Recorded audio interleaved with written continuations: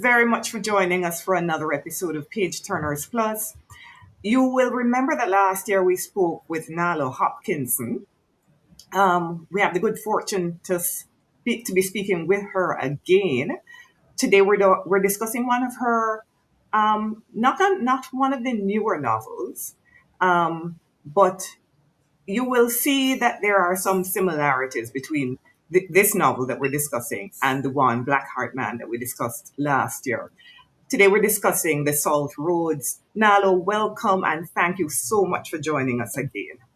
Thank you for asking me. Thank you for reading this book. I really appreciate it. Let's get straight into it. The Salt Roads essentially is a story. It's three stories in one, essentially.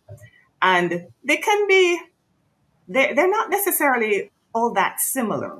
So what was it that drew you to creating one story out of these three disparate stories? Oh, now that book was published in what, 2002, 2003, I should say. 2003, I think. Asking me to cast my Yes. mind back a couple of decades. That was my thesis novel, my MA. Um, Oh, and so I was drawn to take on as much as I could.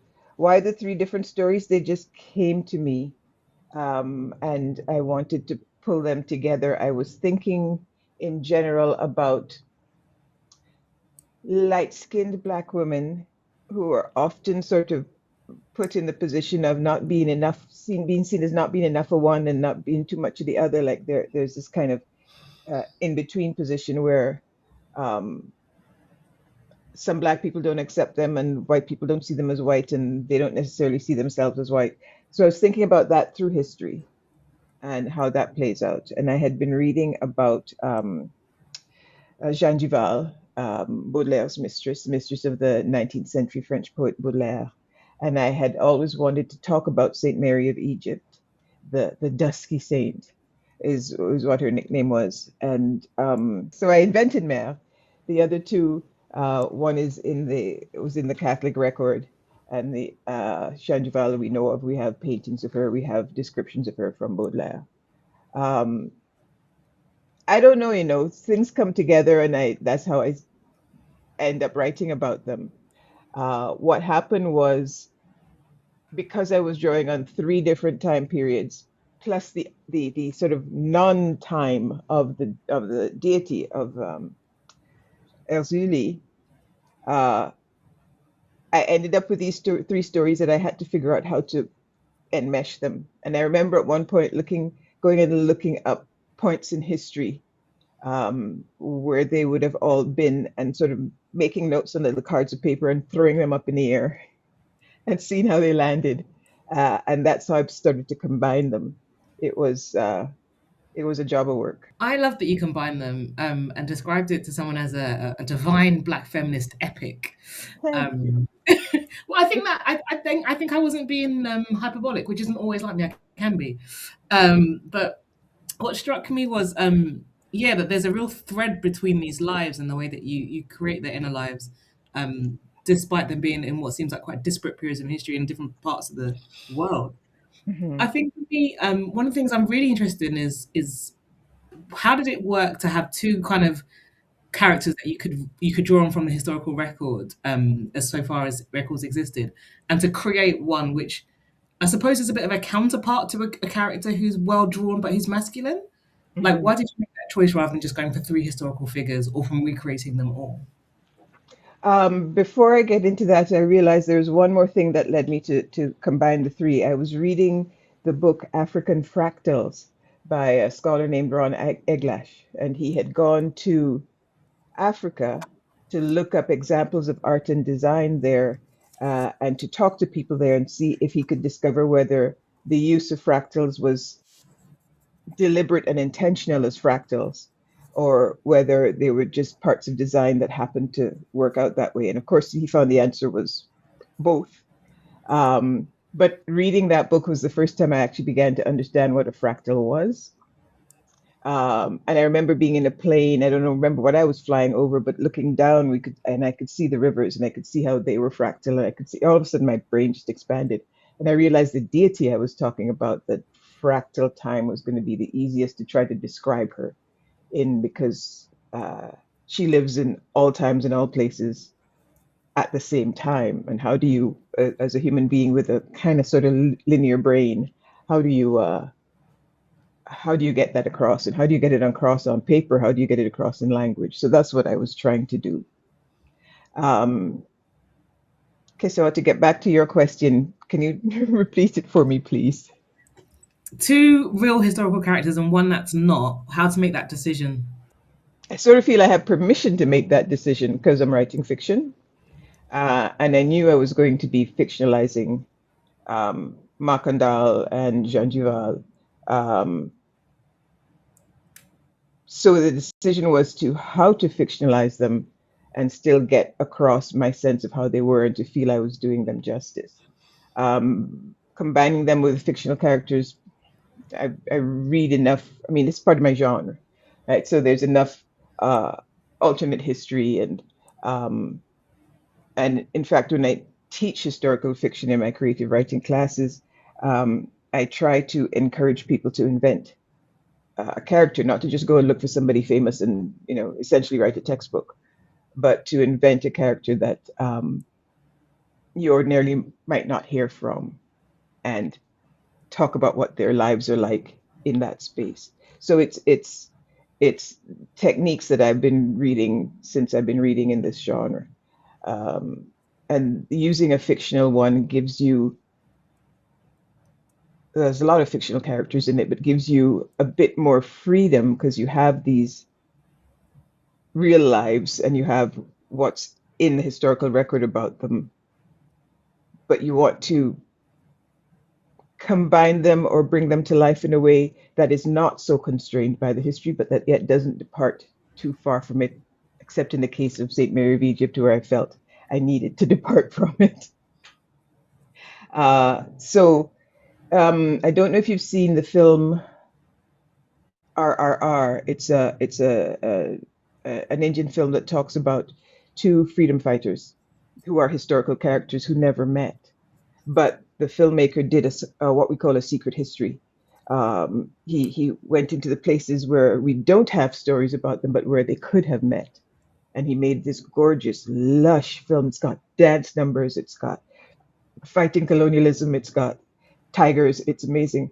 Um, and that's very much in keeping of the kind of sort of secret history I was trying to do. Thank you. And speaking of Erzuli, because you mentioned that you were influenced by the idea of fractal time and African fractals, I was wondering if you could sort of say something more about how Erzuli as a character, not more than a character, more of a device. Did you set out to tell the story that way, to structure the story that way, or did her development sort of then influence the way the text was eventually put together? Hmm. You have to realize that for me, writing is not a linear process, and I rarely go in with any kind of coherent plan. And I'm writing for my MA, and I'm struggling with, uh, I don't remember if at that point I had yet been diagnosed with ADHD and nonverbal learning disorder, but it makes for a smart but very chaotic brain. So once I had conceived of putting Erzuli into the story and then was reading African Fractals, um, I must have started thinking of the way that the Loas are represented in Haiti, where you will have an Izili, but there will also be different families will have different versions of Izili. Same thing uh, with many of the deities in their belief system. Um, and I started to see that as something I could express or think of in fractals. I don't know about expressing it in fact fractals because I don't do math, but I could start thinking of her that way, which gave me ways to split her off and have her be in contact with the other characters, some of whom are from history. You have Mare and Macandal are very important in one of the stories, one of the three stories. And I read Mare as a conservative and Macandal as a revolutionary. Um, I don't know if that's how you conceive them, but why did you want to counterbalance the two characters off of each other?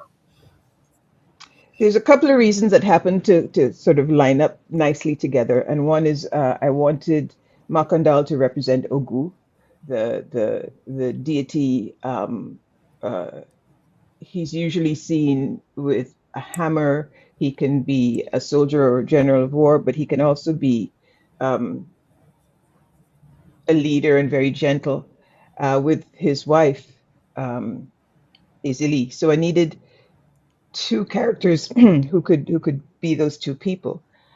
So I created the character of Mère. Um, and yes, they do end up seeming as conservative and revolutionary in tension with each other. In some ways, I think of them both as revolutionary because Makandal wants change. He's going to go for change. Um, Mère wants her people to survive. And both are revolutionary desires in the time and place they're living in.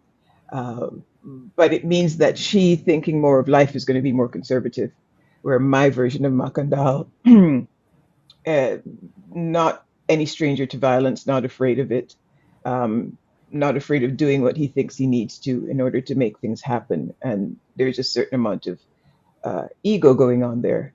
Because I was thinking, the way we learn of Makandal, we learn of these amazing deeds he did, but often people who are those kinds of leaders, they're not easy.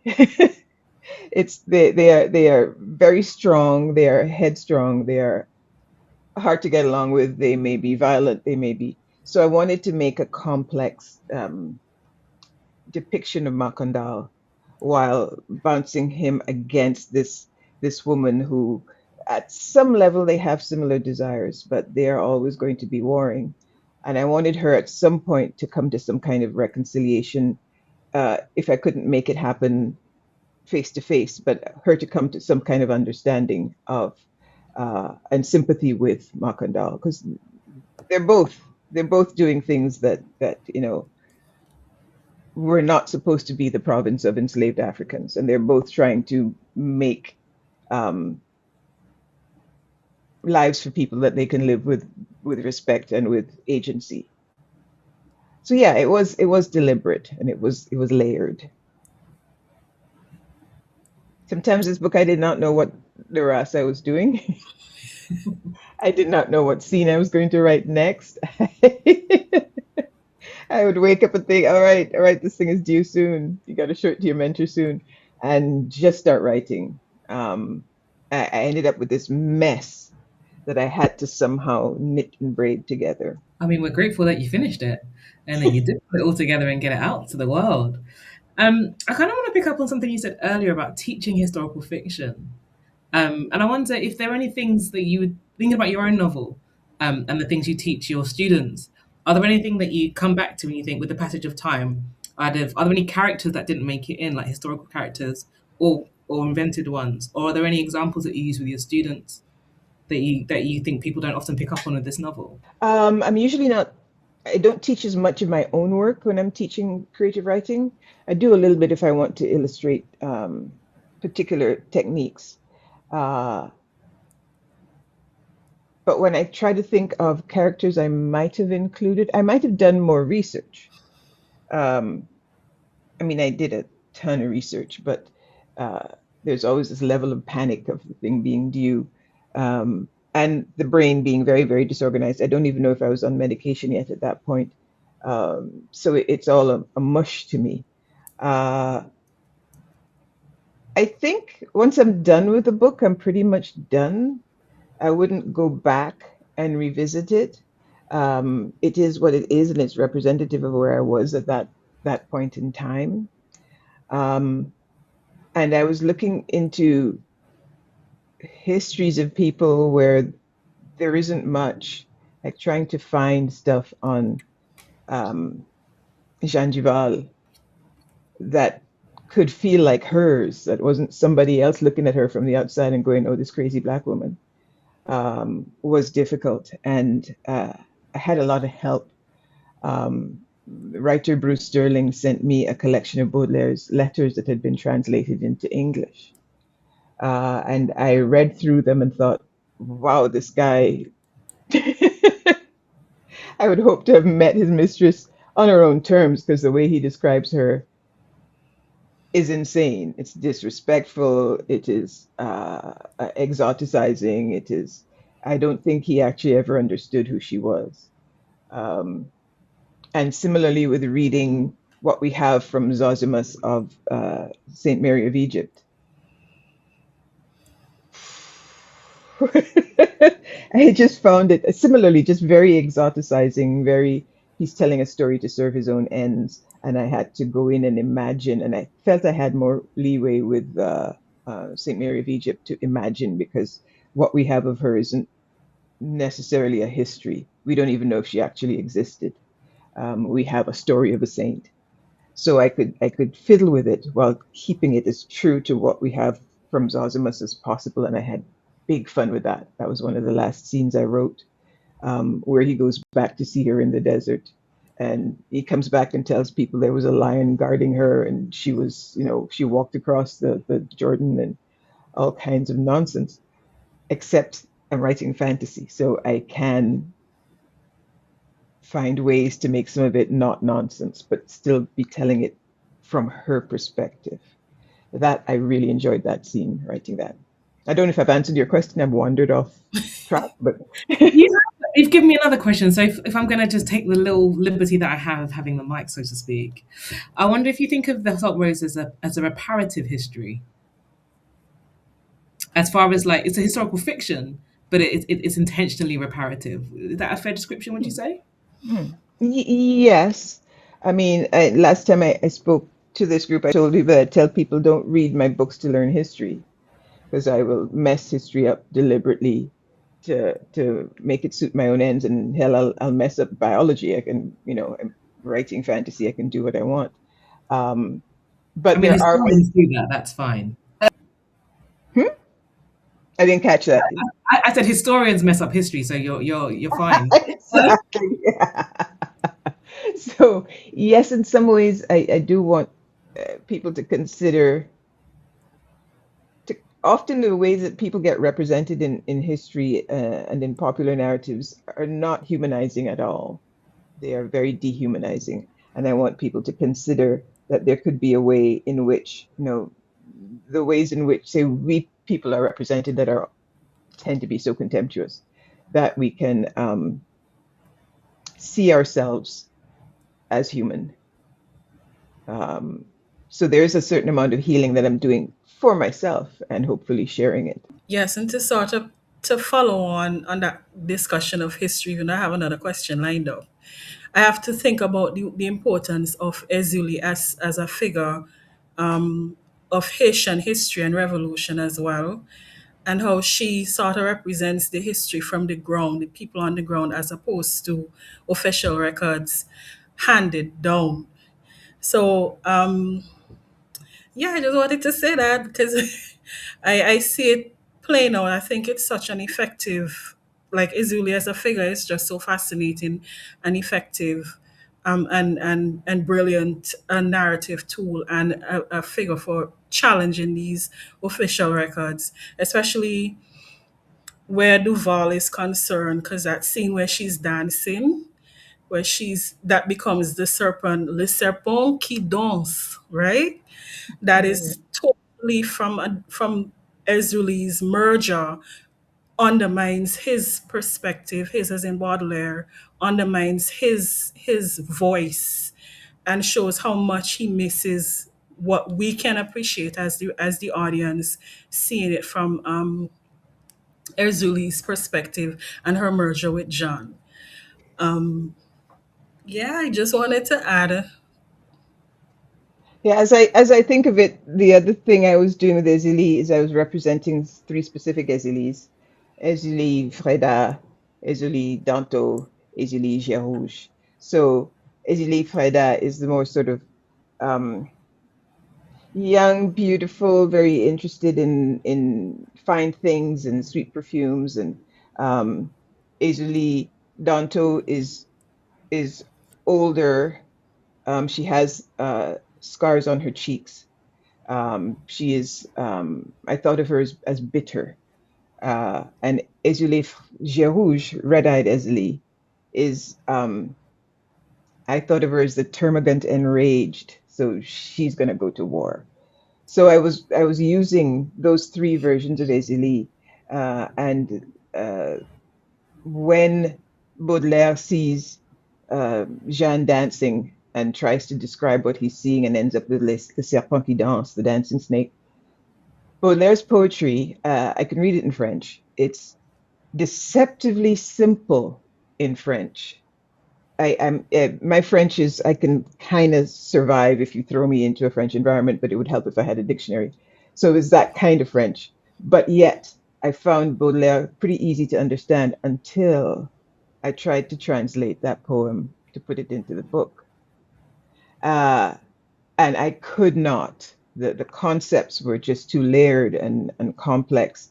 But also, I'm reading this bit where he describes her head balancing on her neck like that of a baby elephant. I'm like, what the hell? What is that? And I thought, wait a minute, he's talking about this. And he doesn't know what that is, but much of the world does. So I went and looked for a translation of that poem and could not find one. And in my fastness, I went and found two experts in Baudelaire's poetry who had translated it and got in touch with them both because they were affiliated with universities to ask them if they had ever translated that particular poem. One said no, the other one said no, but he knew I was doing it for a novel and he got fascinated by it. And the next email from him was a translation of the poem. People have been so generous. And one of the things I do tell my students is you're writing in this form of speculative fiction. It involves a lot of research. Don't be afraid to approach people who are specialists in this research and tell them that you are writing fiction that involves their specialty. You will find people who are rude, but I never really have. People always get kind of they're tickled to be able to talk about the stuff that nobody else seems to care about, and you can get wonderful information from them. And again, I've gotten off track with what you're asking me, Deborah. But yeah, using Ezeli as kind of a map allowed me to think of the human characters, the human women I wanted to talk about. Um, in empowering ways and in ways that linked them to the mystical. So I don't know that Jan would necessarily have known what traditions she was calling on when she was dancing. She may or may not. Um, but there's a way that dance can be ecstatic and where you can express yourself and your culture um, and put it out there for there's a way that it can be very mystical. So I wanted to give her that from Baudelaire's description. I mean, he's trying for that through his own bias and his own um, uh, contempt for Jeanne. He is trying to get across the profound experience he had just watching her move. So I decided to help him along a little bit. It would have been easy for you in the novel to dismiss Baudelaire as exploitative and shallow, but you took pains, I think, to show that despite his stupidity, he genuinely loved Jeanne. Um, why was that important? Because I don't want to be simplistic about any character, and sometimes I am by accident. But he was a very complex man. He was a fascinating man. He grew up with money, and so when at age 18 he came into his own, he started spending his parents' money so fast he ate through the earnings and started eating into the principal, which at that point would have made them poor. So they had him officially declared a minor and hired a lawyer who, for the rest of his life, would show up and give him he had a paycheck that was only going to give him so much, and he was incensed by this. The idea that anybody could control his spending, that he should be able to spend as much as he wanted. He just did not understand how money worked and the fact that you actually can run out, even if you are, they weren't billionaires. But on the other hand, you read his poetry. He used to go to the Fashion Week every year and write essays about that. You read the kinds of things he went through, and he's a human being like everybody else. So I didn't want to, every time I put the word Baudelaire down, to be thinking of him with, as any lesser than anybody else. And I was probably also a bit influenced by Bruce Sterling, who sent me the book of Baudelaire's letters. He thought of this love affair between Jeanne and Baudelaire as a love story for the ages, and I was like, no, that was a love between unequals. You're not understanding the racial dynamics and the power dynamics here. I don't know that could I call it love? I wasn't going to even think about that. I tried to represent what they were going through, where he was writing things about her and saying these horrible things about her. She was stealing his jewelry to sell because they needed money. It was a tempestuous relationship at best. But I wanted to give him the humanity I saw in his letters. I remember at one point reading a letter he was writing to his mother, and he said, "Dear mother, people don't know the strain they put on us writers when they ask things like, 'What are you working on now?'" And I thought, dude, I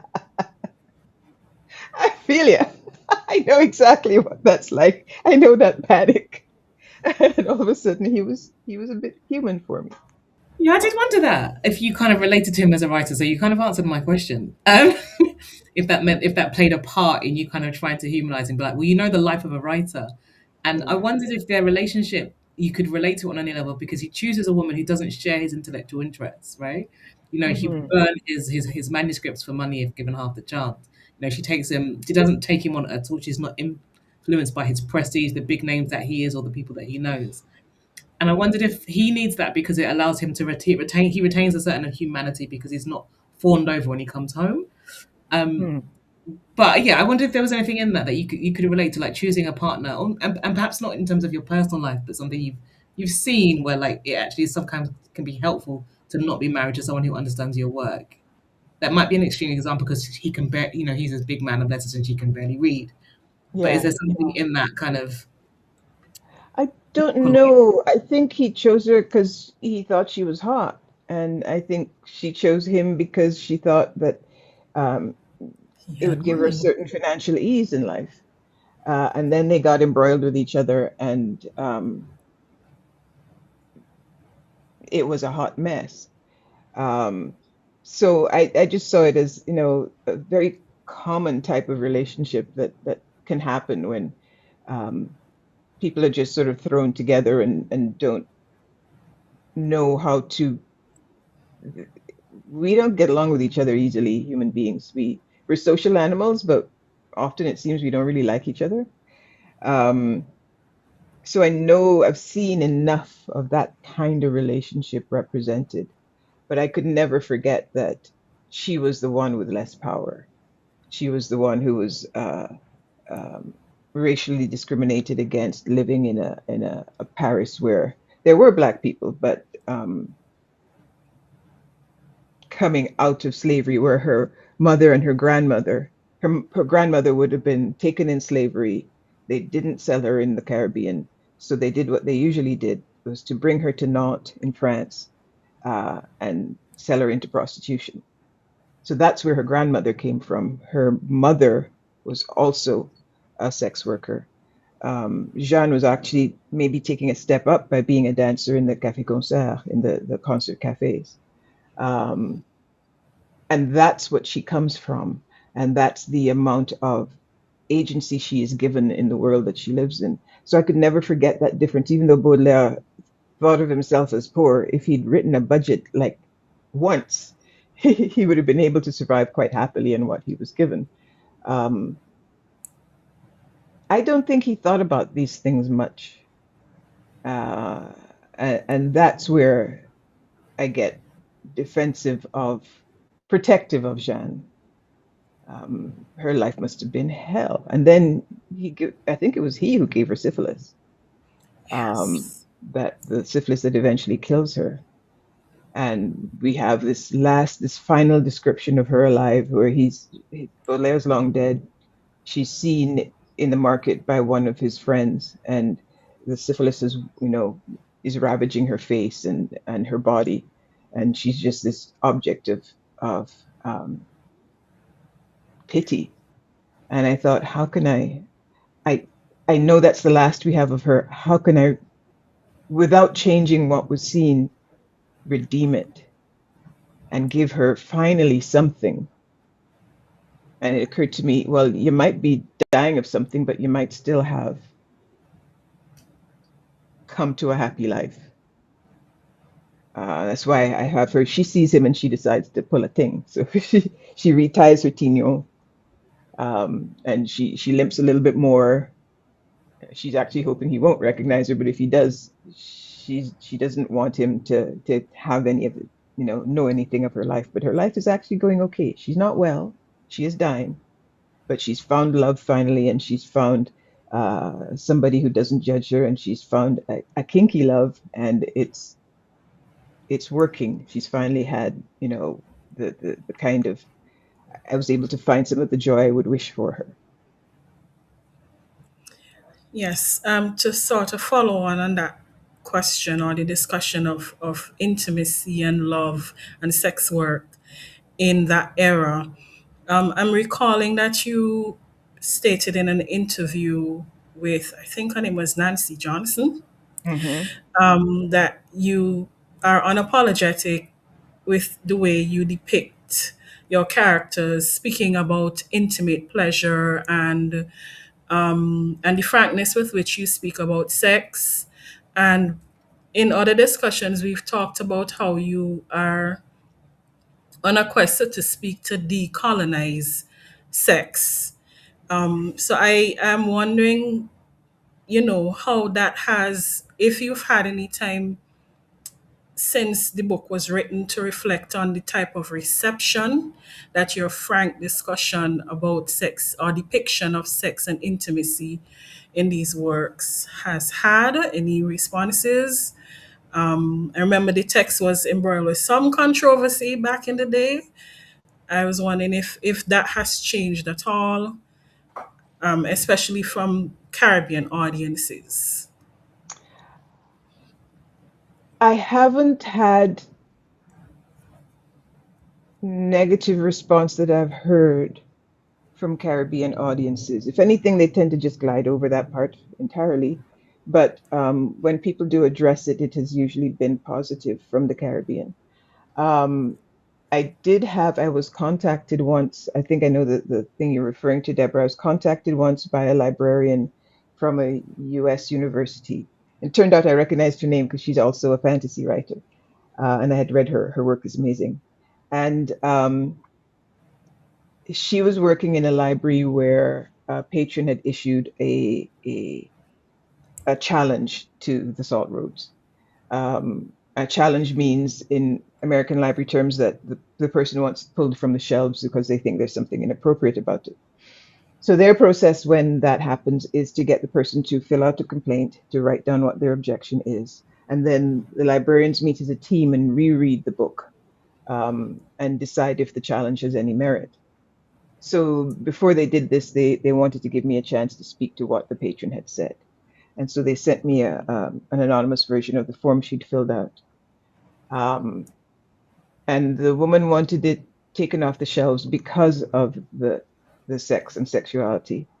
And to the question why, she said, "I do not believe that women, and especially Black women, have ever acted in so depraved a manner." And my first thought was, girl, your girlfriends are not talking to you because they know you're a prude. Because you would find out pretty straight, pretty quick that we have all the same kinds of sex as everybody else. Um, and then she put a page number. That woman had gotten halfway through the book and 2 or 3 sex scenes before she decided to stop. So she got what she needed and then decided to be like, "Huh, this should not be published." So they left the book on the shelves. And for a few years, whenever I talked about the book, I would talk about that scene and say the page number. That woman did me a big favor because people would then go and buy the book and I would see them turn into that. I saw that at UE in Barbados. So she was helping me sell the thing because it's not an easy book to read. It's a difficult book in many ways, but she was helping me. And I do get generally sometimes protests about the way I treat sex. Usually not. It's the minority. I remember one book where the woman was incensed because she had teenage daughters, and it was a young adult book that offhand refers to sexual exploration. I don't go into any detail. I just, um, and the woman didn't want her daughter reading about blowjobs.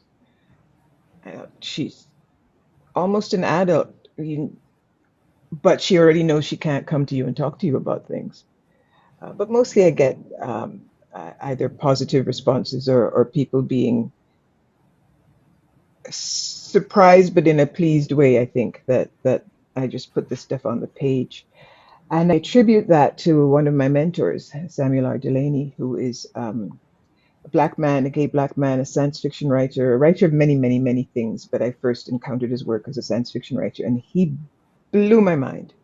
The ways in which he was treating literature was just, ooh, I love a Chip Delany sentence. But he also writes quite frankly about sex and sexuality. So in the early days when I was trying to do this and being really timid about it, there were times I'd sort of put the pen and paper down or whatever I was writing on and think, okay, what would Chip do? What would Samuel R. Delany do? And use that to kind of propel me forward. I love that man. Deborah used the phrase decolonizing sex. And I read it that way as well. I read the novel that way as well. But part of the decolonizing sex, I was wondering the way you treat sex work and sex workers. You have Mary Tet completely unapologetic about the fact that she's a sex worker. This is how she makes her living. Granted, Mary Tet, that's all she knows, so she would not have known anything. I think the idea of shame probably wouldn't have occurred to her because she grew up. That's how she was raised.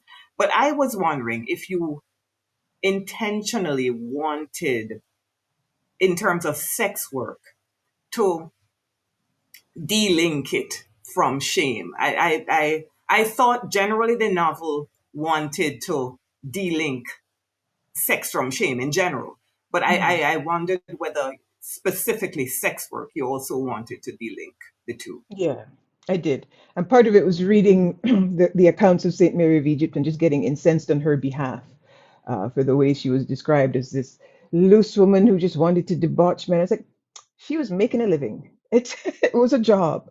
There was no sort of, I'm going to go here and that was a very early Christian view. Um, so yes, I did want very much to do that, and I wanted to treat her work as work. She grew up, when I started to do research into that part of Egypt in that time, it was one of the big droughts where the Nile had not delivered its a load of silt to the outlying farms the way that it used to every year, and sometimes there just wouldn't be. So there was a big drought, and people in the interior who had the farms um, were sometimes, because they couldn't feed their children, selling them into uh, bonds, not bondage, but bondspersonship in the big city, because that way they could be fed. They didn't want their children to starve. And this wasn't slavery as we later know it, not that type of African slavery. This was the kind where you had a contract, and when the contract was up, you were free, or you could buy your freedom. A little bit different, and not fun, but not this necessarily for everyone the same kind of genocidal brutality that was West African slavery. Um, so yes, she's a slave, and she goes into this job fairly early as a teenager. But she will have known, living on the farm with her parents. Um, but no, she doesn't have shame about it. It's her job. And I started to think about. I knew I wanted to describe some of these women, and I thought, how am I going to do this? When something is your job, you have very down to earth words for what you do, particularly if it's sex work.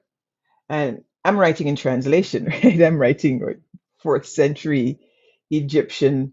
We have no idea how it sounded. I'm trying to put it in modern day English.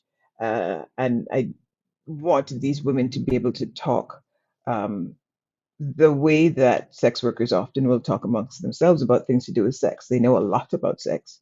They don't have like, you know, scientists' terms for things. And I stumbled upon a lexicon called the Big Book of Filth.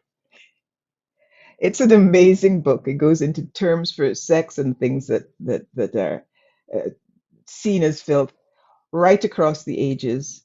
It tells you the etymology of the words, where they come from, and it was just a lovely, lovely thing to be able to use. And it helped me come up with um, terms for the way that these women speak amongst them. Women and men speak amongst themselves. I wanted it to be earthy. I wanted it to be real.